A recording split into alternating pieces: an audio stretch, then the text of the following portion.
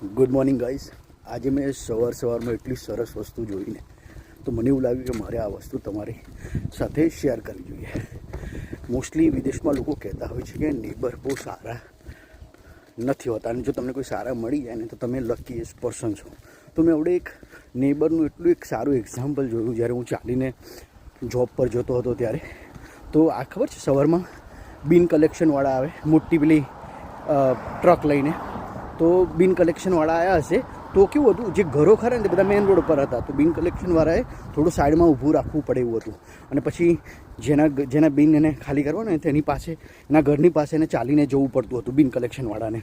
તો એ પછી શું કરે, જેવો જે બિન કલેક્ટ કરીને પછી ટ્રકમાં ઠાલવી દે ને, પછી એ લોકો જેના બિન હોય ને એમના ઘરે મૂકવા ના જાય, પણ કોર્નરમાં કોઈ જગ્યા હોય ને ત્યાં મૂકી દે.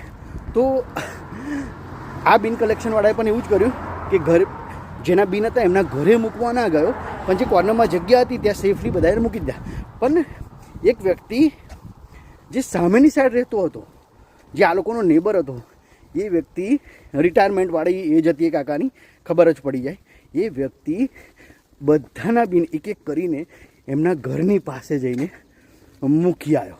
કારણ કે હું એ રસ્તેથી નીકળું એટલે મને એ પણ ખબર છે એનું ઘર ક્યાં છે, અને લાઈક હું એને જોઉં છું, એ જગ્યાએથી જઉં છું, તો હું એને રોજ જોઉં છું. પણ હા, કેટલું સરસ એક્ઝામ્પલ છે કે કદાચ એમના નેબરને તો ખબર પણ નહીં હોય, એ ઉઠશે ત્યારે એમને તો એમ જ લાગશે કે એમનું પેલા બિનવાળા આવીને ખાલી પણ કરી ગયા અને વ્યવસ્થિત એમની જગ્યાએ મૂકી પણ ગયા. તો મારા વાલા આવું છે. ઘણીવાર પેલું કહેવાય છે ને કે જ્યારે તમે કોઈને એક હાથથી આપો છો ને તો બીજા હાથને બી ખબર ના પડે.